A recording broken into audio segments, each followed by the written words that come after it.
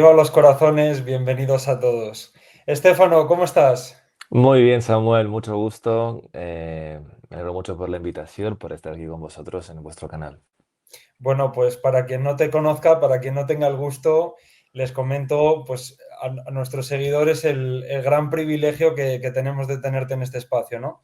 Estefano es profesor titular en Filosofía Social e imparte las asignaturas de Historia del Pensamiento Político y Doctrina Social de la Iglesia en la Universidad de Abat Oliva. Es doctor en Humanidades y Ciencias Sociales, tiene una tesis sobre la secularización de la esperanza cristiana y el mesianismo moderno y también es profesor en el Instituto Santo Tomás de Barcelona. Ha sido premiado por las Academias Pontificias de Teología y de Santo Tomás de Aquino en el 2018 y ha ganado en 2024 el premio de Young Investigator Award de la revista suiza Religions por su trayectoria investigadora. Fundador del canal de YouTube Peregrinos en Distopía, luego hablaremos un poquito del canal de Peregrinos. Tiene más de 25 publicaciones entre revistas y aportaciones, capítulos de libros, etcétera. Publicaciones como La salvación en la gnosis, exposición y refutación a partir de Ireneo de León, o El desarrollo de la plenitud intrahistórica en San Agustín. Bueno, pues con este tremendo currículum vamos a ver si estamos a la altura de poder entrevistarte, ¿no? Espero no defraudar en exceso, Samuel. Me gustaría muchísimo hacerte un montón de preguntas, pero la primera que te voy a hacer es, ¿qué te llevó a hacer una lectura de la modernidad política y social en base al gnosticismo? Porque esto es un tema que tratamos muchísimo aquí en el canal, el tema del gnosticismo, y me llama mucho la atención. ¿Por qué decidiste hacer eso? Bueno, como todo tiene que ver con mi vida personal y con mis preocupaciones interiores, intelectuales. De joven yo milité y estuve muy cercano a posiciones de izquierdas y marxistas. Y ahí vi un poco la modernidad política, o sea, me había seducido, me había convencido profundamente. Y entonces, a partir de un poco de mi recorrido intelectual, espiritual, fui viendo que aquello de la modernidad no era simplemente una nueva forma política, sino era mucho más, era realmente una cosmovisión, es decir, era un modo nuevo de ver el mundo. Y en base a esto, pues me acerqué a la gnosis, no tanto como gnóstico, sino como estudioso, a través de Canals, Francisco Canals Vidal, fue un filósofo aquí de Barcelona muy importante, que en sus escritos, charlas, bueno, intervenciones públicas, habló mucho de la gnosis y del ebionismo, que es el error antitético a la gnosis, que es el error judío, y explicaba la modernidad como fruto de este encuentro dialéctico entre dos herejías. Y esto me pareció muy interesante de poder explicar lo que ha pasado después de la revolución con R mayúscula, que de algún modo se opuso al cristianismo, al catolicismo, pues verlo como una reedición de antiguas herejías. Y a mí me parece que la gnosis, sobre todo, más que una mera herejía, que también ha sido quizás de las más importantes que la Iglesia ha tenido que enfrentar, es sobre todo un modo de estar en el mundo, es un patrón, ¿no? Yo le digo que es casi un arquetipo de vivencia del hombre en el mundo. Y por esto, cada vez más me fui interesando en la gnosis como patrón para entender lo que nos pasa en el mundo moderno y posmoderno. Y realmente me parece que si conseguimos reducir la gnosis a una serie de doctrinas más o menos uniformes, porque la gnosis, como decía San Ireneo, es como un monstruo con múltiples cabezas, si conseguimos entender cuál es el fondo común de todas las gnosis que se conocieron, este fondo común creo que es una categoría muy potente para poder entender nuestro tiempo. Esto no es mi original, evidentemente, tampoco es de Canals como cosa original, sino que ha sido muy estudiado en los últimos siglos, sobre todo por un autor que me gusta mucho, que se llamaba Eric Feigelin, tus seguidores podrán apreciar y leer porque realmente vale la pena estudiar este gran filósofo del siglo XX. Y en base a estas herejías antitéticas que han copado por completo la situación sociopolítica, ¿dónde ves realmente las soluciones al embate del mundo moderno? ¿Dónde encontraríamos la solución a estas herejías que han, digamos, han trascendido lo teológico? Claro, es que hay un punto que es común a las herejías estas que acabamos de comentar, ¿no? El error griego, la gnosis, que sería este intento de autosalvación del hombre a través del saber, ¿no? Y el error ebionita, el error de aquellos que en cambio eran más bien los carnales, ¿no? Se les solía llamar el error judío, en el cual confluyen muchas sectas y grupúsculos antiguos, ¿no? Que de algún modo ven en Cristo un mero libertador político. Entonces, ¿cuál es el punto en común de esto? El punto en común yo creo que es el mesianismo. Es decir, hay una fuerza que está en la historia natural del hombre y que Cristo recapitula. Y esta fuerza es que venga alguien a salvarnos. Eso está hasta en Platón, ¿no? Te encuentras hasta en Platón, que alguien venga a salvarnos, ¿no?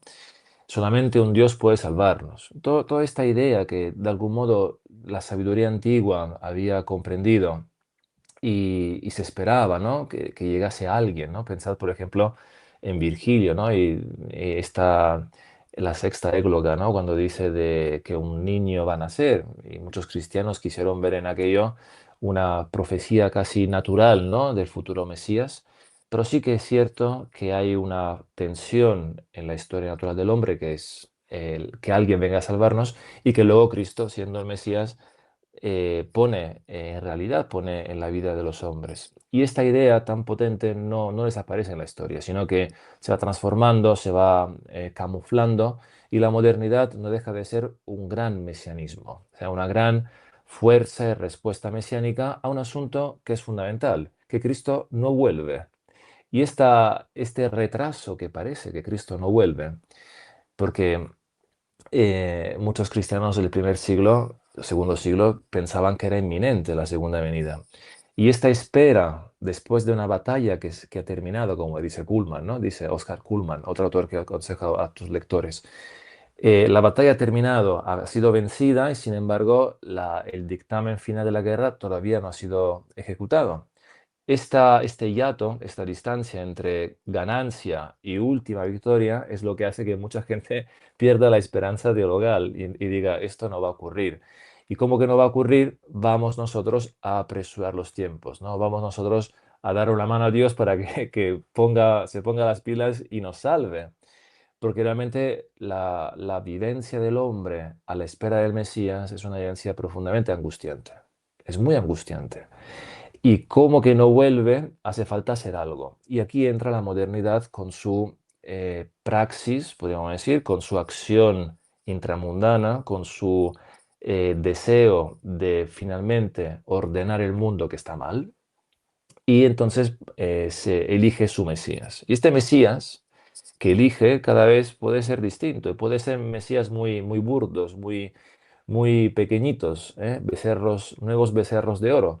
Y sin embargo son mesías porque la arrastran a las masas por la fuerza que tienen esta promesa mesiánica. Es decir, el marxismo, que quizás es el más grande sistema mesiánico moderno, como expectativa de un mundo nuevo y de un hombre nuevo, tiene su fuerza, no tanto, creo, vamos, porque los operarios leyeron a Capital y se enfervoraron con las ideas de Marx en sentido económico, sino más bien por la promesa mesiánica que de fondo animaba a las personas a sumarse a un movimiento, que aunque no entendiesen los asuntos filosófico-económicos, sí que entendían lo que de transformación de la realidad estaba intrínseco a la doctrina marxista, ¿no? Entonces, me parece que la modernidad vive mucho de esta tensión de olvidar y de rechazar la salvación que no llega, una salvación que ha sido dilatada en el tiempo y que todavía no se ha consumado, y el deseo de la acción humana para que este reino intrahistórico mundano, este reino mesiánico de los hombres, finalmente tome forma. ¿Y cómo toma forma? De muchos modos. Puede ser el reino de la libertad marxista, puede ser la nación hegeliana nacional, puede ser perfectamente la democracia en sentido liberal, es decir, o puede ser el nazismo, el comunismo, es decir, las formas en que, o el sionismo, las formas en que este mesianismo político se realiza en el curso de la historia pueden ser muchas. Y creo que es una categoría muy importante para explicar lo que ha pasado el siglo pasado y de algún modo también vivimos ahora con formas distintas, más posmodernas, más degradadas, pero sigue albergando en el hombre esta espera, que venga alguien a salvarnos, que venga la AI y venga a solucionar este lío, que venga la técnica y transforme los cuerpos para paliar nuestra angustia, que venga la medicina, que venga la técnica. Hoy el gran mito mesiánico actual creo que es la técnica, ¿no? Y de ahí surge, ¿no? Todo el transhumanismo, surge el posthumanismo, surge toda la rama de una técnica humana que nos arregla el mundo finalmente, porque el mundo está mal. Y esta idea de que el mundo está mal es la idea fundante de la gnosis, es la idea de que el mundo es malo, la creación es mala, venimos a arreglarla nosotros. Nosotros somos también víctimas de esta creación que es mala y solamente nuestra interioridad, lo llaman neuma, ¿no? Pneuma con P, este espíritu que alberga en nosotros puede transformar el mundo. Pues aquí están los iluminados de turno que se sienten autoconvocados y vienen a transformar la realidad, ¿no?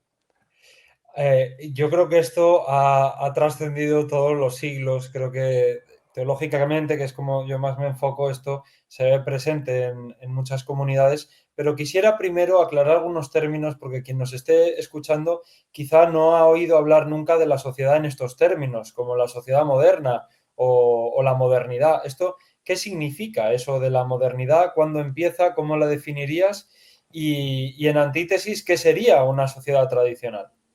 Bueno, pregunta que puede llevarnos a hablar aquí horas, ¿eh? Pero en general la sociedad moderna nace a raíz de una serie de cambios importantísimos en la sociedad, sobre todo cambios técnicos, por un lado, desde la imprenta, la revolución industrial, es un proceso, no es solamente un momento histórico, no se puede decir comienza en 1354, no, sino que la modernidad es un proceso. Ese proceso se pone en marcha en distintas disciplinas filosóficas del conocimiento humano, a la vez que en los cambios exteriores, ¿no? de la humanidad.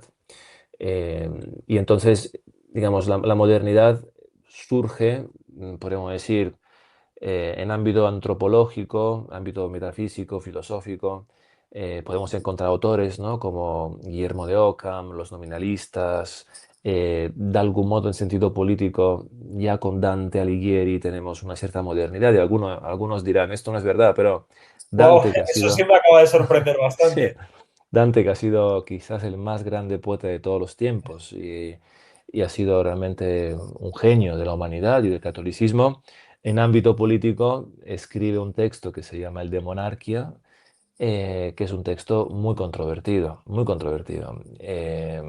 Si quien quiera profundizar puede leer, por ejemplo, lo que dice de Dante sobre este asunto Étienne Gilson, un gran filósofo católico. Es decir, Dante rompe la cristiandad como unidad en la cual lo sobrenatural articula y ayuda a lo natural a realizarse en lo político y lo separa.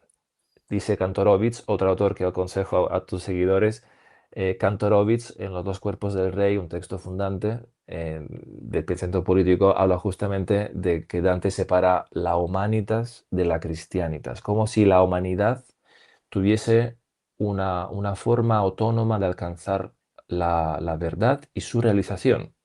Eso al final Ento- es la Torre de Babel. de algún modo, sí. Al final, la modernidad no deja de ser otro nombre que se le puede dar a la palabra revolución. Aunque esto resulte quizás una brocha gorda en decirlo así, pero creo que se puede fundamentar. Es decir, la revolución es no reconocer el lugar del hombre en el cosmos, no querer reconocer la salvación que Dios dio a los hombres a través de la gracia y sobre todo la necesidad de la gracia para que la naturaleza pueda alcanzar su fin. Y esto es algo que hasta en los católicos no se entiende muchas veces, porque se piensa que la naturaleza tiene un orden propio de autosalvación, de naturalidad que le permite alcanzar su fin. Y esto no es algo que se pueda defender desde una postura católica. Es decir, toda la naturaleza necesita de la gracia para alcanzar el fin de la naturaleza, no de la gracia, repito, el fin de la naturaleza, es decir, la amistad, el matrimonio, la vida de la familia, la responsabilidad, todo lo que el estudio, el intelectual, el trabajo, todo lo que es natural, solamente alcanza su perfección si es por la gracia. Y esto creo que palabras más bellas sobre esto son tomas de Aquino, evidentemente, pero también son de Etienne Gilson. Etienne Gilson tiene páginas sobre esto que son espléndidas, diría, muy, muy bonitas, para entender cómo la naturaleza, de algún modo, se quiere revelar, por el pecado original, sabemos, se quiere revelar a esta necesidad intrínseca para llegar a su fin propio. Es como Te si lo iba a quisiera decir, decir, te iba a soy decir que autónomo. me sonaba muy, muy tomista. Y esto me parece, Samuel, que es fundamental, ¿no? Para entender la modernidad. Es un rechazo de la dependencia del hombre del cosmos y del orden natural, a la vez de la dependencia del orden de la gracia. Y aquí digamos, influyen muchas cosas, influye los avances de la técnica, ¿eh? Influyen los cambios también de espaciales, ¿no? Uno de los grandes cambios de la modernidad ha sido el salto del campo, de lo rural a lo industrial urbano. Ese ha sido un salto cuántico realmente en nuestras vidas que ya nos hemos olvidado de qué significó. Pero la cosmología, el modo de entender la vida del campo, de lo rural, hasta en su parte mágica, en el sentido de ver y de relacionarse con las cosas de una forma casi mágica, me parece que ha sido poco, ya como si nos hemos olvidado qué significó para nosotros este salto, ¿eh? La relación con la naturaleza, por ejemplo, en sentido normal, real, que significa depender de la naturaleza para vivir. Hoy vamos al supermercado y encontramos la lechuga, pero la dependencia de la naturaleza del hombre se ha olvidado porque creemos que teniendo un supermercado debajo de casa y pagando con tarjeta, podemos suplantar la necesidad que tenemos de esta relación con la naturaleza. Por esto el hombre, fíjate Samuel, cuando se olvida esta relación, vuelve a encontrarse con esta relación de modo casi enfermizo. Es decir, cuando hablamos de fenómenos posmodernos como el ecologismo, por ejemplo, fenómenos que son curiosos, ¿no? De nuevas relaciones hombre-naturaleza, vemos que es fruto también de una falta de relación verdadera con la naturaleza. Es decir, tantos ecologistas creo no aguantarían 48 horas metidos en un bosque sin wifi, sin móvil, sin supermercado. ¿Por qué? Porque la naturaleza tiene una dureza que es intrínseca en la relación hombre-naturaleza. El hombre está llamado a vivir en ello, sin embargo, como ser consciente, como ser consciente. Y fíjate cómo hoy se da a la naturaleza una conciencia de sí que se le quita al hombre. Como si el hombre es un ser que no es válido, que no tiene libertad, pero sin embargo sí que la tiene el planeta Gaia, la tiene la Pachamama, la tiene todo lo que es el mundo natural, como esta película, ¿no? Avatar se llamaba, me parece, esta película donde se ve este asunto, ¿no? De como que si la naturaleza cobra vida, es un ser vivo, ¿no? Sí, pues digamos que en contraposición la sociedad tradicional sería la cristiandad, entiendo, que es Bueno, algo que es algo que no es posible sin la Iglesia Católica, o sea, solo el catolicismo tiene la estructura necesaria como para poder establecer este tipo de planteamiento social, entiendo. O bueno, sea, la digamos, tradicional. entiendo que la sociedad tradicional es vivir bajo la ley natural. Correcto. Como dice San Pablo, ¿no?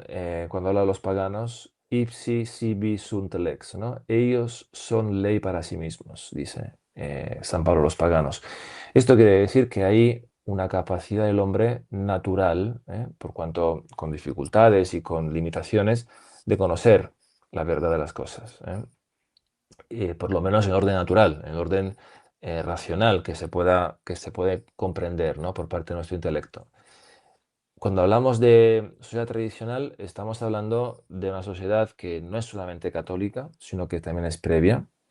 Lo que ocurre con la Iglesia, con el nacimiento digamos, de la Iglesia misma, es que justamente la naturaleza es llamada a perfeccionarse. Y por esto la Iglesia, sin renegar, sin denegar el estatus propio de la naturaleza, invita a todas las dimensiones humanas naturales a ser elevadas por orden de la gracia. Sin negarlo, lo invita a la perfección. Por esto San Agustín puede decir que la Iglesia convoca a gente de distintas razas, distintos pueblos, distintas culturas, a llegar a esta universalidad, ¿no? Que no es una apisonadora que rompe todas las diferencias, sino que invita a todo lo que es natural del hombre y es bueno, porque Dios lo ha permitido como bien, a elevarse a orden de la gracia. Y fíjate que esto es un punto muy importante, porque la modernidad no deja de ser, ¿no? Esto lo he escrito y lo he ido diciendo, ¿no? Pero está muy dicho, ¿no? Que la modernidad es una secularización, ¿no?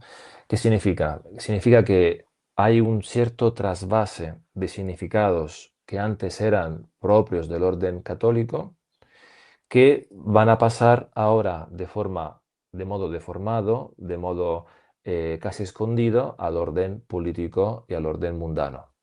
Y sin embargo siguen siendo elementos viejos en su esencia, pero renombrados, recualificados y disfrazados de otras cosas. Y sin embargo, si uno rasca un poco, se da cuenta que estos elementos son los mismos que estaban presentes antes. Eso se llama secularización, ¿no? esta, esto que decía, ¿no? De que la Iglesia en su universalidad nunca ha querido aplastar las diferencias, siempre y cuando son ordenables al bien. Siempre, esto hay que decirlo, que si no la gente dice, no, esto no es verdad, siempre y cuando sean ordenables al bien. La modernidad, en cambio, en su construcción de su nueva estructura político-social, ha querido nivelar estas diferencias, ¿no? Y aquí tenemos todo, por ejemplo, el nacionalismo. El nacionalismo. Y hasta, digo más, en lo que la modernidad parece conceder un punto a la diversidad y a la diferencia, siempre lo hace si estas diferencias o sí, estas diferenciaciones no tengan la pretensión de universalidad. Me explico. En el mundo liberal, todos pueden hacer todo.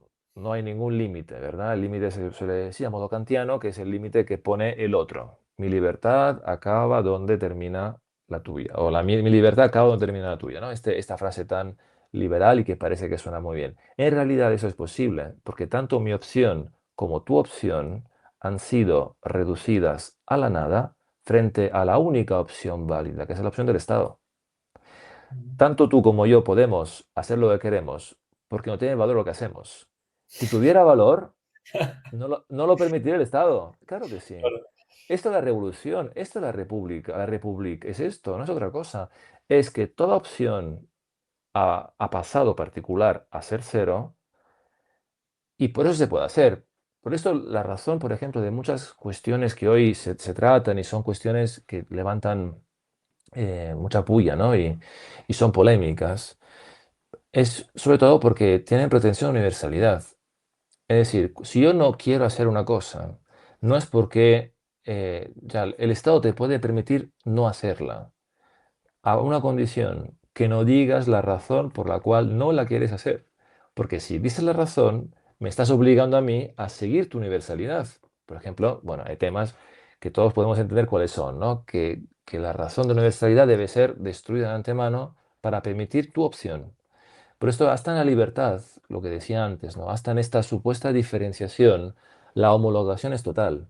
Todo vale cero. Esto es, digamos, el principio que también, por ejemplo, un autor marxista como Martínez Marzoa, profesor aquí de la Universidad de Barcelona, así lo explica Kant, dice, perdona, Marx, dice, aquí vemos realmente la realización de qué significa esta revolución, ¿no? En el sentido de que cuando todos los valores hayan sido anulados, ya podremos decir que vale y que no vale. Pero antes de esto, toda opción debe ser aniquilada. Pues me llama mucho la atención porque estás haciendo una lectura política, pero a mí me resuena de forma religiosa, ¿no? Estéfano, como sabes, yo era protestante y ha habido algo que yo no he sabido explicar, que yo creo que nos vas a poder explicar bien, que es que yo explicaba que los protestantismos son gnósticos, todo tipo de protestantismo es gnóstico, porque en esencia hay una condena doctrinal a la encarnación, a cualquier tipo de objeto físico, cualquier tipo de oración preparada, cualquier tipo de sacramento, porque el sacramento une, digamos, lo material con lo espiritual, ¿no?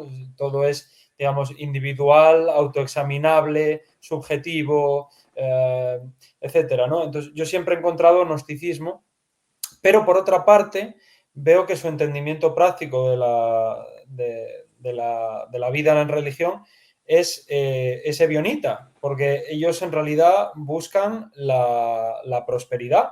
Algunos lo hacen de formas absolutamente burdas, ¿no? La teología de la prosperidad, Dios me va a hacer rico y demás, pero otros lo hacen de forma más sutil, pero no deja de ser lo mismo. Es decir, ellos no tienen un concepto de penitencia, ¿no? O sea, es como un poco una mentira. Yo quiero ser como Jesús, pero yo no quiero la cruz de Jesús, no quiero ayudarle a cargarla. Entonces, en este sentido, como yo no puedo ayudar ni a mi santificación ni a la de los demás con mis penitencias, pues todo es espiritual, todo es un concepto, un concepto que además, si tú no te salvas es porque no has entendido el Evangelio. O sea, la cuestión es entender, por eso son gnósticos. Eh, pero claro, ellos buscan, digamos, como la seguridad completa en la salvación, el bienestar, la prosperidad de todos sus negocios, esto muy por herencia de los calvinistas, etcétera. Entonces, al final no dejan de ser ebionitas, ellos quieren reinar, ¿no? Mm. Es una cosa muy curiosa. Y luego, por otra parte, a esta pregunta le quisiera añadir que me llama mucho la atención, precisamente desde ese punto, quizá yo por lo menos, por lo que he escuchado de tomismo, me sonaba muy así todo lo que has dicho, eh, creo que has explicado muy bien el concepto católico al final de lo que es la enculturación del Evangelio, ¿no? Ordenar todas las cuestiones naturales a la gracia, ¿no? O sea, y la gracia presupone la naturaleza, no la anula, sino que la eleva, etcétera. Yo veo que ellos no entienden el catolicismo porque tienen un problema con la enculturación del Evangelio. Ellos no comprenden que nosotros podamos cristianizar cosas.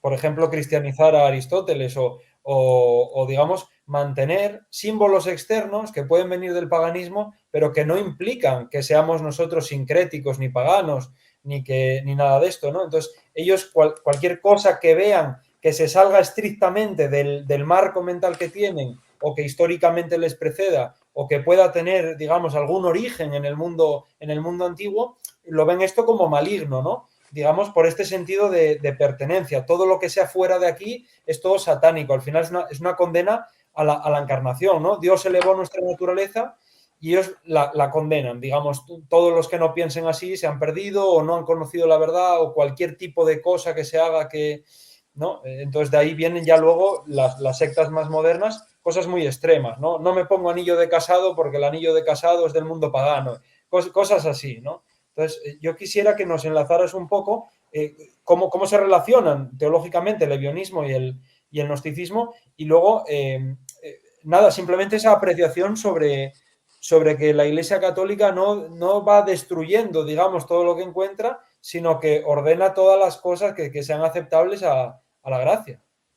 Bueno, has levantado dos cuestiones fundantes, Samuel, muy profundas y que requieren una respuesta pausada, porque son realmente muy importantes y muy buenas preguntas. Mira, vamos por partes. La primera pregunta que has planteado sobre cómo es posible que se pueda dar en el protestantismo una visión intimista, espiritualista, donde hay como una vida de casi de relación directa con Dios, parece, a la vez que se da luego exteriormente casi una carrera a la prosperidad, lo has dicho, ¿no? Como una realización intramundana de esta tensión interna, ¿no?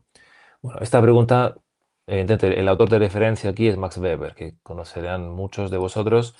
Max Weber trata esto en el estudio sobre el capitalismo. Yo lo voy a retomar de ahí para añadir una cosa más sobre esto. Y a mí me parece que aquí la cuestión fundante es la cuestión de la vivencia interna del protestante.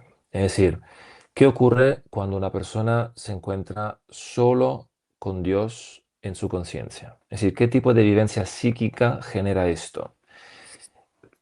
Cuando ya no hay ningún factor externo como la confesión que puede descargar la conciencia. Yo me sé salvado, lo sé por sola fe, es algo que debería ponerse delante mío como una evidencia, como un antemano de todo, y sin embargo luego la experiencia diaria es que somos unos miserables, Samuel. La experiencia es esta, ¿no? O sea, ¿cómo Me puedo dijo, conciliar? me dijo Javier Barraicoa, yo no podría ser protestante porque soy pecador. Claro, sí, la experiencia humana es de profunda limitación. O sea, ¿quién no ha vivido esto? ¿Quién se cree otra cosa? Es que no está viendo la verdad que tiene delante de sus ojos. Y la experiencia humana es que nos cuesta despertarnos por la mañana, que nos cuesta el bien y que hago el mal que no quiero, dice San Pablo. Es decir, es una experiencia de profunda limitación, de profunda fragilidad, ¿no? Entonces, ¿cómo poder conciliar una conciencia totalmente abogada y conocedora de la verdad y de su salvación con la experiencia real? Esta tensión es insostenible, ¿eh? O sea, humanamente nadie puede aguantar este doble discurso interno y externo. ¿Por qué? Porque además, a medida que yo hago actos que objetivamente no son buenos, y que lo sé porque está en la escritura, que no son buenos, y lo realizo, entonces se me pone delante un precipicio, que es la posibilidad que entonces no estoy en el número de los salvados. Y esto Lutero se lo encuentra en su vida íntima. ¿Y cuál es su respuesta? La respuesta es que peca fortiter. De algún modo supera esta tensión interna a través de una anomia moral. Si deja los actos exteriores, y por eso arranca la página de Santiago Apóstol que la fe sin obras está muerta. Porque al final las obras son los que nos manifiestan que nosotros somos malos, finalmente, no somos capaces de muchas cosas y que no somos capaces de hacer el bien siempre y constantemente. Nos sale de vez en cuando, pero no sale siempre. Y esto es una experiencia humana universal, del protestante, del católico y del ateo. No hace falta creer en nada para vivir esto, ¿eh? Todos miramos la misma película, Samuel, todos, que es la vida humana tal y como es. Ahora, a partir de ahí, ¿cómo nos las hacemos con esta vida humana de fragilidad? El protestante se ha puesto en un lugar que está arrinconado. No puede buscar externamente signos que le justifiquen, debe buscarlos internamente, de una conciencia que naturalmente le va acusando, porque el remordimiento es esto, la conciencia natural que acusa, y sin embargo no puede exteriorizar ninguna forma, hasta supersticiosa, diría, mágica, de borrar la culpa que ha tenido. Y debe retroalimentar su seguridad con su conciencia. Claro, esto requiere un esfuerzo titánico, psíquico, de aguantar una disociación que humanamente es insostenible. Entonces, Max Weber explica cómo, delante de esta imposibilidad, de algún modo los protestantes empezaron a buscar signos externos de salvación. Y ahí se entronca con el levionismo. Es decir, sin quererlo, sin que esto fuera el inicio de su especulación religiosa, se encuentran con la necesidad humana de encontrar signos externos de salvación. Y entonces Max Weber indica el trabajo, por ejemplo, esto lo sabe mucha gente, ¿no? Que es muy famosa esta tesis, de que la vocación, el Beruf, es la inclinación al trabajo, que esto genera una riqueza con unas costumbres muy frugales, y esto es el comienzo del capitalismo moderno, ¿no? Pero es cierto que cuando el mundo se seculariza, es decir, para el protestante el mundo es algo externo directamente, es algo que no está en él, porque él no participa de este mundo. El mundo ha sido dividido entre los que son salvados y los que no están salvados. De hecho, Totalmente. Lutero, cuando necesita justificar la obediencia a las leyes, o sea, ¿por qué los cristianos obedecen las leyes? Las leyes las hacen gobernantes. Tenemos la ley de Dios, que es mucho más que el gobernante. Y da una respuesta a Lutero que a mí siempre cuando la leo me resulta increíble como lo pudo pensar. El cristiano obedece las leyes humanas porque como Cristo le indicó de que tiene que obedecer por la ley del amor. Es decir, pone una obediencia natural a las leyes, que nosotros tenemos que obedecerlas y son razonables, la pone en algo sobrenatural, que es el amar al otro como a ti mismo. Y esto es un precepto sobrenatural al enemigo, amar al prójimo, y esto lo pone de una manera, digamos, justificatoria de la realidad natural. Y haciendo esto, nosotros, al final, si el gobernante manda lo que quiere, hasta lo inmoral, estamos obligados a guardar sus mandamientos porque nosotros por amor lo vamos a realizar. Y como Cristo lo realizó y obedeció hasta la muerte, nosotros también. Claro, pero aquí hemos puesto una ruptura enorme entre lo que es nuestra vida de la acción humana y lo que es el poder político. Por esto, llega un momento en que el protestante encuentra la realización de sus tensiones en el signo externo del éxito. Y este éxito coincide muchas veces con algo que no es razonable en sentido estricto, no responde a un logos, sino responde más bien a una voluntad. Así como Dios es voluntad pura, en cuanto manda lo que quiere, y si quisiera mandar el mal, podría mandarlo, es pura voluntad, así también nosotros en el mundo de aquí abajo podemos mandar lo que queremos y de hecho realizar lo que nosotros somos, nuestra salvación interna, realizarla fuera, es mandar contra los que no saben, contra los que no son protestantes, los que no son de Dios, nuestra propia ley. Y esto es la historia de la conquista protestante de América. Ha sido así. Es decir, el derecho natural de los indígenas no existe. Existimos nosotros que venimos aquí, somos de Dios, ellos son del diablo y estamos perfectamente justificados en nuestras guerras contra ellos. Es muy curioso porque es absolutamente idéntica a la mentalidad judía. Es exactamente lo mismo. Por esto hay tanta afinidad entre protestantismo norteamericano, sobre todo, y sionismo judaico del siglo XIX, XX y XXI. ¿Eh? Por esto hay afinidad. Es decir, se comparte una cosmovisión, más allá de Cristo, si es Dios, no es Dios. Esto es lo de menos. Esto es lo de menos. Lo importante es participar de una conciencia de salvación exclusiva y única. Y esto sí que lo comparte el protestante y el judío. Y por esto, digamos, la victoria de Israel sobre sus enemigos en sentido sionista es apoyado por los protestantes norteamericanos como una victoria de Dios en el mundo.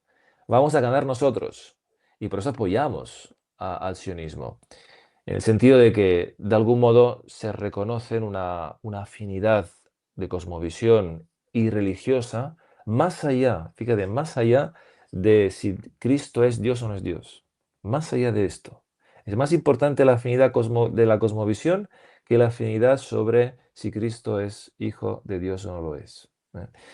Esto sería, digamos, por esto, digamos, el ebionismo, que es la visión carnal, la visión de instalar un reino aquí abajo con fuerza y poder, donde Dios se ve obligado a ayudarnos, porque somos los pobres y que tenemos que tener nuestra salvación aquí intramundana, digamos, es luego donde acaba, yo creo, el protestantismo de algún modo, o toda gnosis. Se puede ver que esta tensión interna es irresolvible y por esto actúa en el mundo para conquistarlo, y para encontrar un signo de salvación que internamente se ha perdido. Por esto, y acabo con esta pregunta, Samuel, digamos, la confesión católica, y enlazo con la otra pregunta, es algo hasta humanamente muy sano, porque permite al hombre recordar y conocer que más allá de su pequeñez, de su pecado, de su fragilidad, hay un Dios que es más fuerte que su pecado. Y esto desgravia la conciencia de encontrar fuera de este ámbito de la confesión sacramental otros signos de su perdón, otros signos en que Dios me ama, otros signos que somos el pueblo de los salvados, entre comillas, como dirían los protestantes, ¿no? Se me ocurren muchos otros, ¿eh? Porque esto de la prosperidad material, bueno, pues ahora en algunas comunidades está muy de moda o en la época, sobre todo de la reforma calvinista, pues quizás estaba más presente. Muchos evangélicos cuando ven mis vídeos dicen es que yo no me identifico con lo que dices, pero puedo dar muchos más ejemplos de en qué otros aspectos externos quieren ver su salvación. Por ejemplo, en la importancia que se dan a la hora de reconocer en sí mismos los dones. Dios a mí me ha entregado el don de profecía, Dios a mí me ha entregado el don de lenguas, Dios a mí me ha entregado no sé qué. Entonces yo de alguna manera siento que soy muy importante, que Dios me ha puesto a mí como luz a las naciones y que yo de alguna manera pues tengo un lugar privilegiado, ¿no? Es poco la mentalidad que hay. Yo quiero que Dios me prospere, que yo lo sienta espiritualmente, que lo tenga materialmente, como sea, pero yo quiero pruebas constantemente, ¿no? Yo no puedo descansar en la iglesia porque no hay iglesia, en realidad ellos no creen en la iglesia, cada protestante es una iglesia. Tal cual, sí, sí, no, tienes toda la razón, ¿no? Y ahora, con esto que tú has dicho, voy a enlazarme a la segunda pregunta que me has hecho, que también es muy interesante, sobre la enculturación del Evangelio, aquello que la Iglesia llama a gente distinta, de culturas distintas, a formar parte de un pueblo, sin por esto romper y hacer desaparecer las diferencias de los pueblos distintos, y todo lo que de bueno lo ensalza y lo eleva al orden de la gracia. em, Hay que decir una cosa, es decir, la Iglesia no se identifica con ninguna civilización histórica, pero es cierto que la civilización latina, romana latina, es obra de la Iglesia. Y aquí entonces es una cuestión fundamental. Y el protestantismo, queriendo acusar a la Roma renacentista de volver al paganismo, porque recuperaba elementos del arte griego y romano y todo esto, acusando a la Iglesia de paganismo, en realidad no lo hacía por una cuestión de celo romano católico, ¿eh? Lo hacía para poner en su lugar su paganismo, que es el alemán germánico. Entonces, por esta razón, Hegel puede decir, con mucha razón, mi padre es Lutero. O sea, el padre de mi doctrina es Lutero. ¿Por qué? Porque ahí se ve que la Iglesia nacional, la Iglesia que no es romana, es una Iglesia que se cierra a la universalidad. Es una Iglesia que quiere hacer privilegiar el etnos más que la pistis, que la fe. Y de algún modo aquí hay que citar a San Pablo, en aquello que es muy leído, ¿no? Que dice, yo no soy ni griego ni romano, perdón, no soy ni griego ni judío, sino que luego se defiende y dice, soy romano. Dicho en boca de un judío del siglo primero es muy importante porque Pablo niega la pertenencia étnica, que podría de algún modo hacerle entrar en competición con la pertenencia étnica de lo que querían perseguirle. Yo también soy hijo de Gamaliel, es decir, sigue aquí para judíos yo entonces, dice San Pablo. Y renuncia a esto. Y dice, de modo también, ciertamente, un poco pragmático, ¿no? Soy romano, porque así me llevan a Roma para ser juzgado. Pero en esta romanidad, y la iglesia se encuentra en Roma, Dios de algún modo había puesto esta universalidad en Roma. Roma es esta universalidad y por esto la iglesia nace, pero bueno, no nace, pero sí que se implanta en Roma cuando su lugar natural, sobrenatural, entre comillas, sería Jerusalén. Y sin embargo se va a Roma y Pedro muere en Roma y Pablo muere en Roma y ahí se riega la iglesia de los primeros mártires, de su sangre, de su sacrificio. Y esta romanidad, esta universalidad ya estaba en la antigua Roma, de modo confuso quizás, de modo no totalmente ordenado a Dios, evidentemente, pero sí que estaba esta tensión de esta humanidad, de esta cordialidad entre las naciones y de esta tensión de dar el derecho a las naciones. Claro, Roma, uno puede decir, Roma no conquistaba con el derecho, Mm. conquistaba con las armas, pero es cierto que la justificación de las armas muchas veces venía porque esta gente no quiere el derecho. Si entendían que el ius, siendo universal, es una abstracción de la razón y como tal, no es solamente para los romanos, también es para los galos y los sabinos y los etruscos y para todos. ¿Quién no entiende esto? Es un bárbaro, dicen. ¿Quién no está dispuesto a someterse al derecho? No puede entender la grandeza de esta obra que estamos realizando. Por esto muchos autores cristianos vieron en Roma una providencia de Dios. Eh, en cambio, sí que en el protestantismo hay un repliegue sobre la realidad étnica, y hasta racial en parte del protestantismo, ¿no? Que luego justifica también las conquistas como la fuerza de pueblos indígenas por la raza directamente. Y también por esto hay un punto de convergencia entre sionismo y protestantismo, es por la raza elegida. Por esta razón, digamos, Lutero entiende la formación nacional, eclesial, perdón, como formación nacional, que luego se plasmará en la historia en los varios, en estos acuerdos, ¿no? Entre las naciones, para que los príncipes tuvieran su reinado. A cada pueblo le correspondía la religión del soberano, es decir, la fragmentación de la antigua cristiandad universal bajo líneas de pertenencia religiosa. Entonces, por esta razón, digamos, el protestantismo es nacionalista de algún modo, es precursor del nacionalismo, porque ya pone en la iglesia convocada nacional, pone un soberano, primero, y pone la realidad nacional como elemento de cohesión, que luego será usado por muchos, la religión como elemento de cohesión, para muchos, por ejemplo, neoconservadores. ¿Eh? Verán que la religión es un elemento que permite aunar gente muy, muy distinta. Entonces, con la religión podemos dar un substrato común, ¿no? Para ordenar la sociedad. Bueno, el mundo católico no es esto. El mundo católico es la conservación de la libertad y de la conservación de aquello culturalmente válido y bueno que Dios ha hecho surgir de los pueblos para reconocer en la universalidad de la salvación también su perfección. Por esto, digamos, el nacionalismo como doctrina moderna, justamente hemos llegado a un punto importante de la modernidad. El nacionalismo, como dice Ratzinger, es un amor a la costumbre, dice. Es un amor a la costumbre. Es decir, hacer primar la costumbre étnica, social, cultural, lingüística sobre la verdad de las cosas. Es más importante nuestra lengua, más importante nuestra raza, nuestra sangre, nuestra historia común que la verdad de las cosas. Y si lo pensamos un momento, eso es el caso, por ejemplo, de Japón. O sea, Japón, digamos, ha sido muy refractaria al Evangelio, muy refractaria. Y esto se ve muy bien, por ejemplo, en una película muy polémica de Martin Scorsese, que es A Silencio, que los es una película jesuitas. de los jesuitas.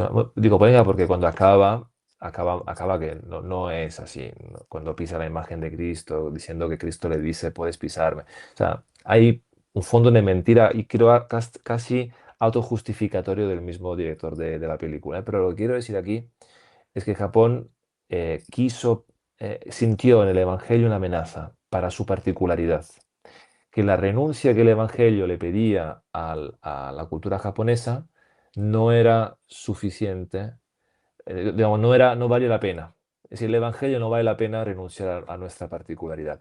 Y esto es muy, muy fuerte decirlo. Es decir, no estoy dispuesto a renunciar a mi pequeña porción cultural frente a la verdad que puedo hasta reconocer como verdadera. Prefiero lo mío.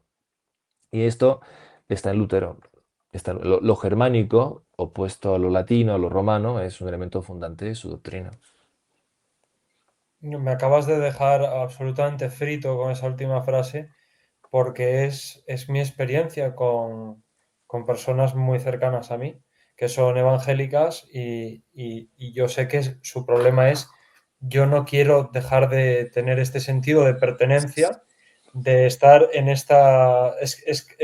Es como, ser evangélico es como ser judío, o sea, es lo que eres, ¿no? Entonces, muchos evangélicos son reticentes a la conversión porque ellos sienten que aunque están entendiendo que el catolicismo no es como ellos pensaban cuando se lo explicas, pero ellos no quieren renunciar como a esa cultura en la que ellos viven. O sea, me ha parecido, me ha sorprendido muchísimo. Yo quería preguntarte si hay modernidad sin protestantismo.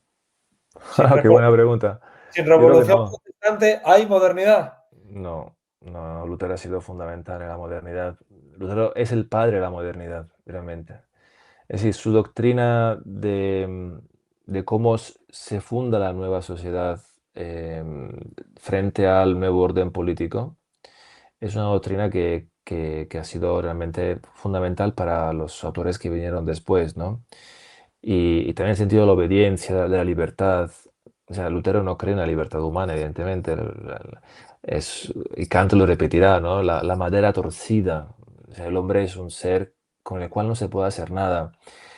Y me parece que lo que hay en Lutero respecto al hombre y esta desconfianza respecto al hombre, el hombre no podemos hacer nada con él si no es por la gracia. Y que por esto todas las leyes no están hechas para que el hombre pueda conocer poco a poco y actuando, como dice Aristóteles, ¿no? Actuando el bien, aprenda el bien y lo quiera, sino que el hombre es malo y las leyes están para sancionar a los hombres malos, porque los buenos que somos nosotros podríamos vivir sin leyes, dice Lutero. Claro, ¿para qué son las leyes humanas? Para los malos, no para nosotros. Nosotros las cumplimos para que la gente nos escandalice de nosotros, pero nosotros estamos por encima de la ley. O sea, esta ruptura entre razón y voluntad, ¿no? Es muy típica de la modernidad. La modernidad es un acto de la voluntad, totalmente. Es, como dice Spinoza, es poder hacer. Esto es la modernidad. Lo que se puede hacer, hay que hacerlo. En el sentido que todo lo potencial humano tiene que ser realizado sin ninguna concesión a la ética, al otro, sino es una medición de fuerzas. Y esta fuerza es la misma fuerza del Dios protestante, que es un Dios cuya voluntad es inescrutable. Sus caminos son inconocibles y que puede mandar el mal si quisiera. Y de hecho lo puede hacer. Sí, es un Dios que ha perdido contacto con lo que es el logos. Y entre nosotros y Él no hay ninguna comunicación que sea realmente humana.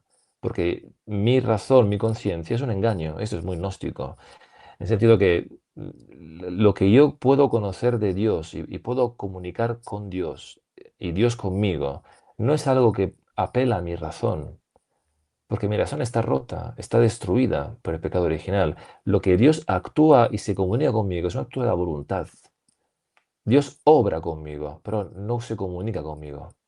Yo no estoy dispuesto, en sentido protestante, ¿no? Sería, no puedo conocer, no puedo conocer a Dios y no puedo tener con Él una conversación que yo pueda entender, porque al final no es logos, no es un ser que pueda transmitir, no puede comunicar el bien, sino que comunica su voluntad.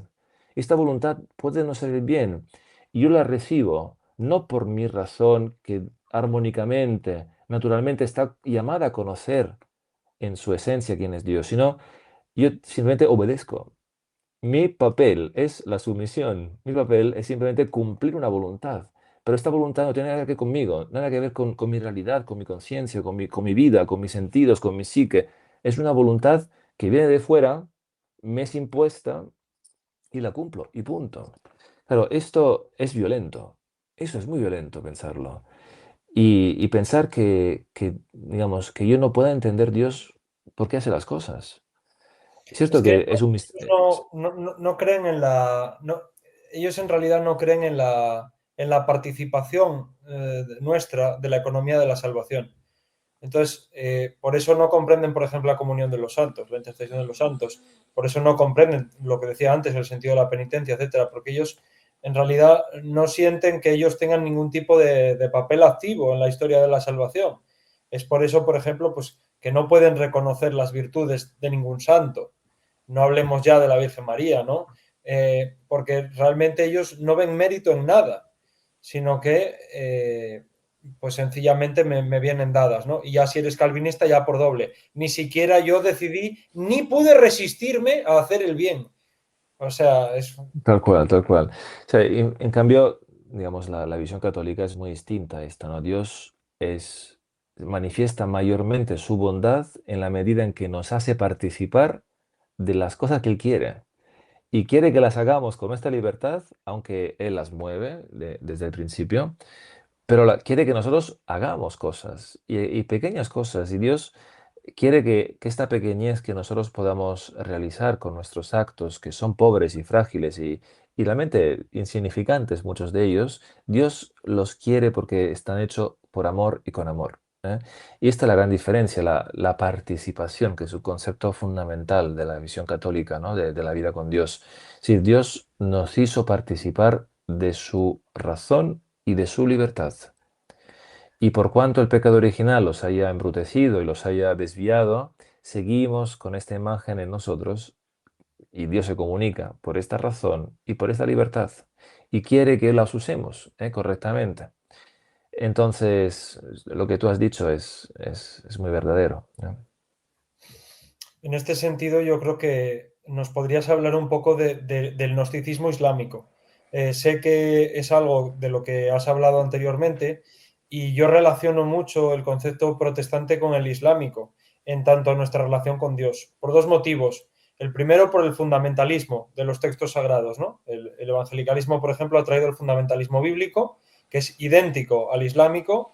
De hecho, ellos llegan a negar la evidencia histórica, es decir, que la Biblia fue escrita y recopilada por la Iglesia, y tratan a la Biblia como si hubiera caído del cielo directamente escrita por Dios, ¿no?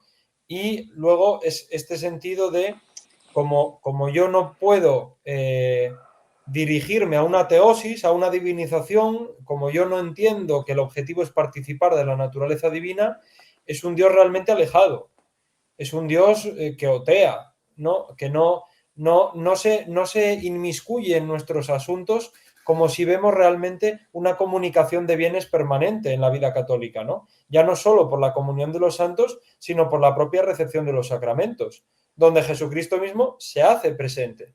Es decir, el encuentro con Cristo es literal, no es simbólico. Entonces, de esta manera, yo veo que se corresponde mucho con lo que es la doctrina islámica. Y me consta que Calvino cogió grandes aportes de la teología islámica y me gustaría que nos hablaras un poco de esto. ¿En qué sentido, por ejemplo, encuentras gnosticismo en el Islam? Bueno, es una pregunta buena. No sabría realmente ahora que estabas comentando, pensaba en esta idea del Dios legislador, ¿no? Em, Tanto el protestantismo como el Islam no tienen esta idea de que Dios al final legisla y la vida religiosa es un pacto que se da entre Dios y la persona que lo cumple, sin que haya conocimiento de la vida divina por parte de la persona que lo cumple, ¿no? Porque Dios es inescrutable, es tan lejano, tan remoto que no tiene que ver nada con nosotros, ¿no? Em, y por esto la sumisión, ¿no? Es lo que significa Islam, ¿no? Es la sumisión. La virtud más importante de fiel es someterse a la voluntad de Dios. Claro, el problema no es tanto la sumisión, sino el problema es la voluntad. En el sentido de que porque también dice la Virgen María, soy la esclava del Señor. No es tanto la sumisión el problema, sino el problema es qué manda esta voluntad, qué puede mandar esta voluntad, de quién es esta voluntad. Y esta voluntad es una voluntad que para nosotros no tiene ningún tipo de coincidencia con nuestra vida interior, no tiene ningún tipo de proximidad, ¿eh? Y aquí quisiera decir una cosa sobre algo que antes ha salido y no he dicho, sobre cuando hablamos del tema de la enculturación y de que los protestantes digamos, se escandalizan de que el catolicismo use elementos paganos o elementos materiales para poder también profesar la religión. Y aquí hay una cuestión, me parece muy importante, que tiene que ver con Cristo como hombre, como humanidad, en su humanidad. Es decir, sin- si nosotros podemos salvarnos, es por su humanidad. Si fuera solamente Dios, tú lo sabes muy bien, no podríamos asociarnos a la salvación. Y es por su humanidad que esto tiene que ver con nosotros, con nuestra vida. Y en esta humanidad es donde yo creo que está la gran cuestión, ¿no? Porque al ser hombre y al ser Dios a la vez, Dios no desprecia, cuando vivió aquí en la tierra, no despreció los elementos que naturalmente los hombres habían encontrado como verdaderos y buenos, hasta en su búsqueda espiritual. Esto quiero decir que cuando, por ejemplo, hay en Roma hay una iglesia que es de San Clemente, y siempre se le acusa a los católicos de haber, de algún modo, robado el culto a Mitra, asociando el dios Sol al 25 de diciembre como fecha de nacimiento de Cristo, ¿eh? Es una acusación muy clásica contra el catolicismo que quiere como minar esta originalidad del catolicismo. En cambio, la Iglesia no tiene esta pretensión. O sea, la Iglesia, todos los elementos paganos, los elementos verdaderos o buenos que encontró en las religiones antiguas, los quiso asumir. Hasta el mismo Cristo usó elementos sacramentales que estaban presentes en las demás religiones, ¿eh? Sí, el agua, el aceite, el vino, son elementos humanos, naturales, el trigo, sí, o el mismo árbol de la cruz, ¿eh? Que es un elemento religioso que difusen muchísimas civilizaciones, el árbol como elemento de conexión cielo y tierra, y la cruz es un árbol. Entonces, todo esto no quiere decir que el catolicismo es un refrito de los cultos paganos, como quieren acusar, sino lo que quiere decir esto es que siendo Cristo hombre, quiso asumir todo lo bueno del hombre, quiso asumir toda la búsqueda del hombre durante siglos, a ciegas casi, para conocer el Dios verdadero. los quiso asumir para facilitar al hombre la experiencia de Dios. Y eso es muy bonito porque realmente significa que quiso asumir nuestra carne, quiso asumir nuestra vivencia, nuestra experiencia humana, para que más fácilmente pudiéramos conocerle y amarle. Eso significa. Pero esto, cuando uno va a San Clemente, se encuentra en el fondo de la basílica, se encuentra el altar al dios Mitra, donde, sobre lo cual edificaron la Basílica de San Clemente, los católicos, pues tiene que pensar esto, tiene que pensar que ahí que es un lugar, digamos, es casi oscuro, ¿eh? Pues ahí quisieron los católicos rescatar lo que había de búsqueda sincera del hombre, de lo divino, para integrarlo en la vida católica, en la vida de la gracia. Es que lo hizo el mismo Cristo esto, me parece a mí. Entonces, volviendo un poco a tu pregunta, la relación entre Gnosis e Islam. Cierto que hay una parte más mística, conocedora, que quizás la parte más sufí del Islam, pero quizás en el Islam es más presente, está más presente la vertiente bionita, es decir, la vertiente mesiánica de realización intramundana a través de la lucha de lo que es la voluntad de Dios, ¿no? Y que entonces Dios, a través de nuestra eh, persecución, de nuestra pobreza, realiza el plan de dominio de los elegidos al mundo, ¿no? Y por esto, digamos, el Islam se pudo extender con esta visión, ¿no? Una visión de dominio terrenal, una visión de conquista de las naciones. El norte de África, Oriente Medio, es decir, el Islam se expande con esta visión mesiánica de realizar la voluntad de Dios a los que habían escuchado la voz del profeta Mahoma, ¿no? Y esto yo creo que tiene mucho que ver con el ebionismo. Y de hecho hay doctrinas, ¿no? O sea, el Islam tiene doctrinas que recogen del cristianismo, de la Virgen María, en parte de Cristo, ¿no? Por ejemplo, en su segunda venida, la Virgen de María, si recoge cuestiones que estaban presentes en las iglesias orientales, así como recoge elementos más bien judaizantes, ¿no? Por ejemplo, las prohibiciones alimentarias, el trato a la mujer también en parte, eh, y esta fusión de elementos de las dos religiones monoteístas de entonces, de algún modo, están presentes en el Islam. Pero me parece que prima mucho más en el Islam no tanto la visión mística, que fue apartada muy rápidamente de su desarrollo, que hoy queda lo que es lo sufi, sino más bien tuvo fuerza la vertiente más bien judaizante o ebionita de milenio de reino carnal, ¿no? En el mundo, con grandes promesas, con grandes vislumbres de futuro de dominio, ¿no? Por parte de los seguidores del Islam. Pues fíjate que en su vertiente más política, más social, sí lo veo así, pero veo también muchos rasgos de gnosticismo y uno de los que aportaría sería la iconoclastia.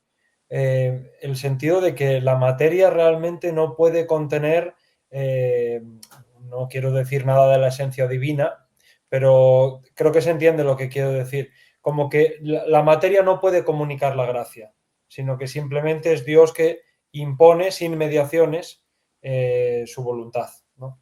Era como explicabas. No, ahí se ve quizá donde tú dices, pero también es cierto, por ejemplo, el tema del Corán, el Corán es directamente bajado del cielo, que es materia al final, ¿no? Es algo físico, no es algo solamente espiritual, sino que es algo realmente físico, presencia física, ¿no? En el Islam converge ciertas doctrinas propias de la época de Mahoma también, ¿no? Que es cierto nestorianismo, docetismo, ¿no? Que se niega que Cristo sea realmente Dios encarnado, sino que es una apariencia el cuerpo de Cristo. Cristo no es realmente Dios porque Dios, digamos, no asume su carnalidad, su humanidad. Y por eso están estos, el relato de la pasión de Cristo es un relato en el cual Cristo no muere, no hay esta carnalidad, ¿no? Pero sí que, como decíamos, el tema iconoclasta parece tirar más bien por un lado gnóstico, pero luego el tema mesiánico, profético, de conquista más por el lado bionita. Pues quería hacerte una pregunta viendo la situación un poco en la que nos encontramos, que vendría a ser, bueno, te la voy a hacer al final, tengo otra. voy a hacerte una que me interesa mucho, que es, tú y yo hemos hablado lo que viene siendo la pérdida del sacerdocio real para pasar a un ritualismo mágico. Esto es algo que ocurre mucho también. Pues, bueno, como sabéis, ¿no? Lutero niega el sacerdocio sacramental, solamente se queda con el universal, ¿no? Pero no el de la orden, del sacerdocio sacrificial, ¿no? Y entonces aquí hay algo que se pierde en sentido también humano, que es el acceso a un mediador entre Dios y el hombre, ¿no? Y el sacerdote realiza actos que, por cuanto no se ven, no se ve, digamos, su eficacia en sentido material, sí que realizan lo que dicen los sacramentos. Son lo que son y realizan lo que dicen. Entonces, al no haber sacerdocio, no haber sacramentos, se pierde el enlace con el mundo divino. No hay manera de acceder a lo divino, sino que hay que encontrar otra forma de acceso. Y esta otra forma de acceso, muchas veces, al no encontrarse, al chocar con un límite que nosotros no tenemos experiencia de lo divino cada día de modo fácil, sino puede ocurrir, pero es algo que es un milagro realmente. Necesitamos una mediación para acceder. La negación de esta mediación conlleva muchas veces a ciertas neurosis, diría yo. Es decir, elementos repetitivos, mundanos, de experiencias casi mágicas. ¿Eh? Me explico. Em, por ejemplo, el mundo moderno, ya secular, nihilista, no creyente, ¿no? Tiene elementos de superstición brutales, ¿no? Que son periódicos, por ejemplo, el último día del año, ¿no? Comerse las uvas. Sí, son elementos rituales mágicos que deberían llevar, ¿no? O darnos algún tipo de beneficio. Son restos de un mundo antiguo religioso, de rituales de paso, por ejemplo, el final de año siempre ritual de paso, así como las estaciones, los equinoccios, los solsticios, la Pascua, es decir, son elementos que están en muchas culturas, pero el sacrificio es lo más importante. O sea, el sacrificio es el elemento más importante de conexión con lo divino, porque se ofrece algo a cambio de todo, a cambio de todo. Entonces, es como si el mundo antiguo, cuando se da cuenta que el orden del cosmos es un orden que tiene un ritmo, por esto tantos estudios astronómicos, Stonehenge, los mayas, todos estudiaban, miraban que había un orden.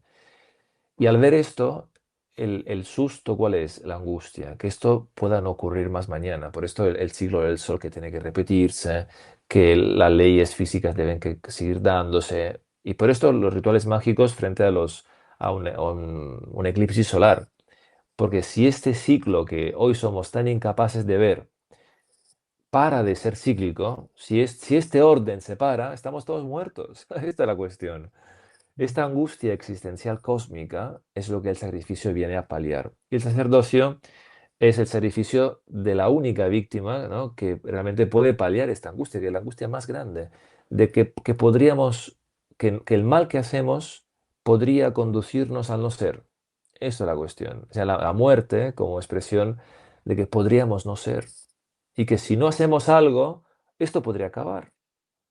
Entonces, el mundo protestante, al romper esto, rompe una visión que para mí es muy católica, que lamentablemente la palabra está ya usada por un autor que muchos conocerán, García Márquez, ¿no? Le llaman el realismo mágico, pero que es un modo de vivir la vida que supera una vida que el mundo moderno ha hecho desierta, la ha hecho estéril, que las cosas son meras cosas, ¿eh? Todo es pragmático, dinero, economía, cosas, manejamos cosas, todo es sin resonancia alguna, y un mundo antiguo que en cambio encontraba en las cosas del mundo ciertos ecos del mismo Dios. ¿Eh? El sacerdocio, por ejemplo, en la misma liturgia hay elementos que todo el tiempo son evocativos de otra cosa. Todos los gestos litúrgicos dicen otra cosa, están diciendo. Desde el agua que entra en el cáliz antes de la consagración, a las campanitas que suena cuando se consagra, a arrodillarse, al traje, al revestimiento del sacerdote, los colores, todo es primero simbología. Es decir, todo nos remite a otra cosa que es acceso al misterio. Porque los hombres acceden al misterio por los símbolos. Es que no hay otra forma humana de realizar esto. Lo hicieron los mayas, los esquimales, las tribus. Insisto, recoger eso no está mal.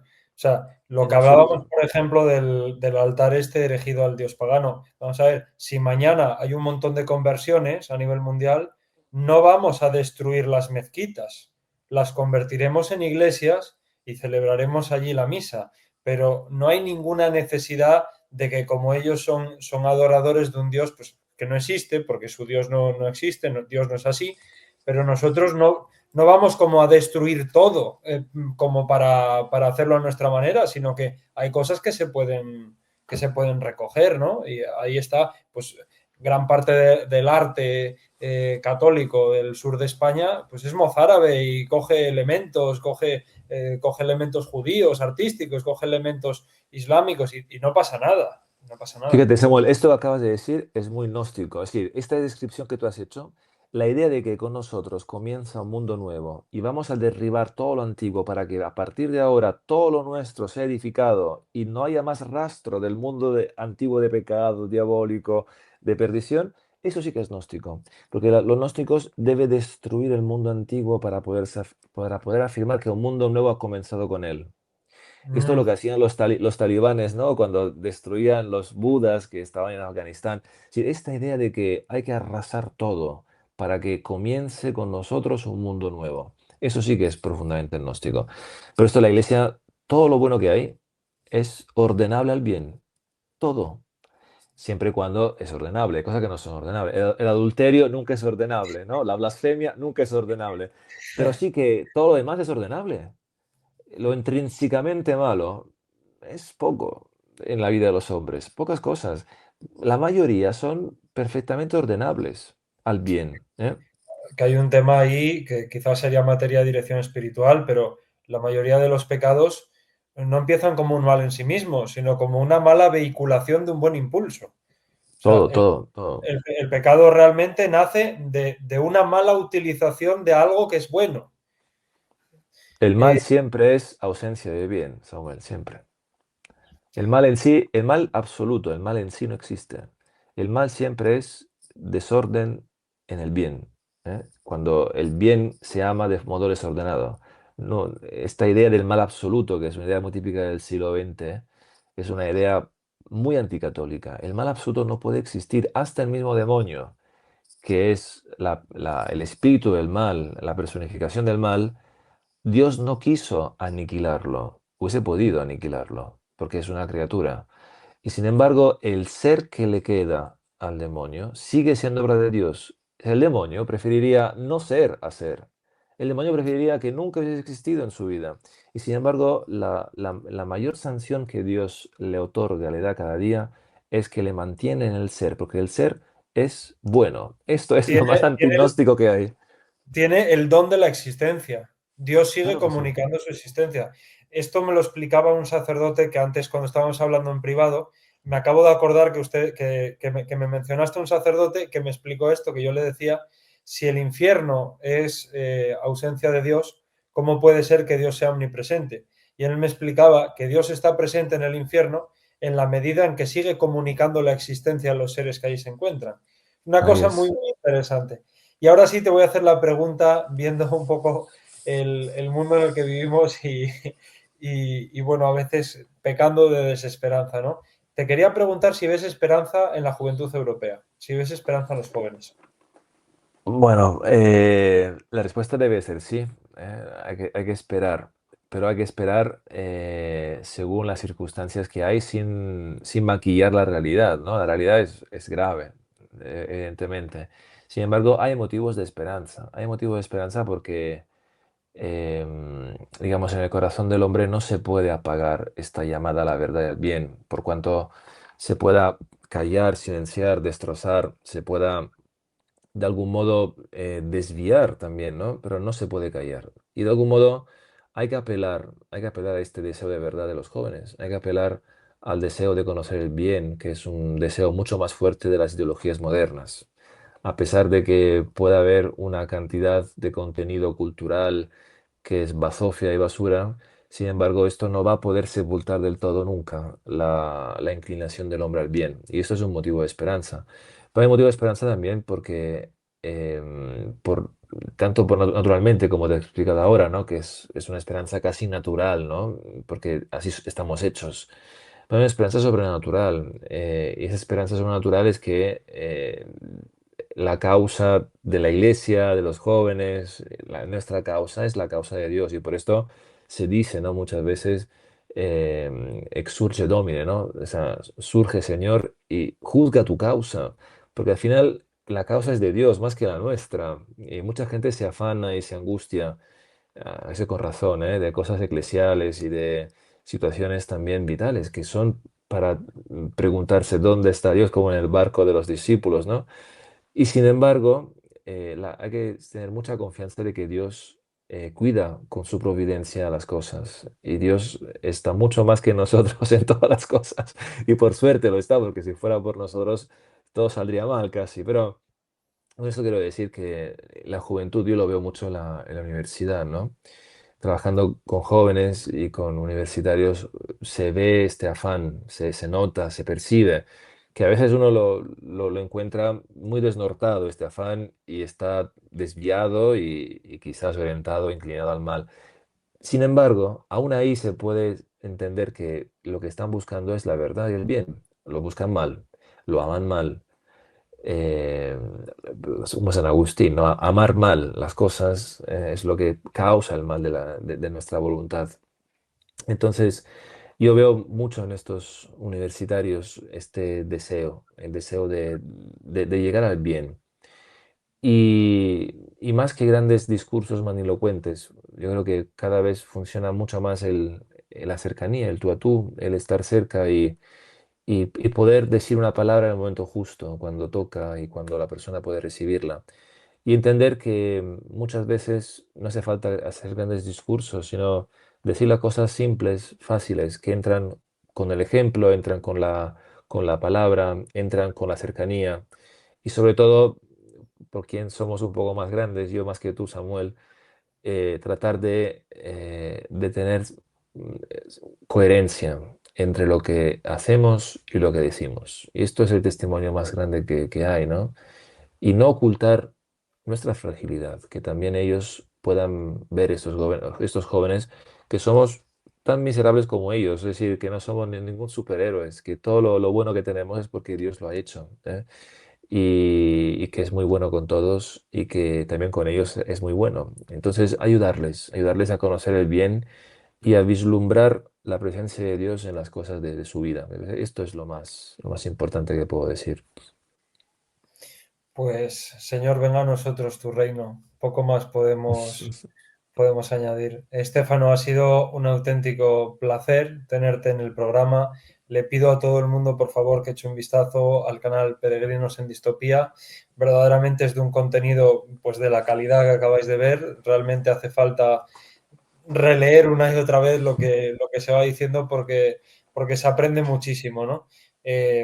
Verdaderamente me dejas impresionado, Estefano. Te agradezco muchísimo que me des la oportunidad de aprender tanto contigo y esperemos podernos ver pronto. A ti, Samuel, a tus oyentes, y un día a nuestro canal te vienes, con mucho gusto te hospedamos. Bien, muchísimas gracias. Que Dios les bendiga a todos. Un abrazo.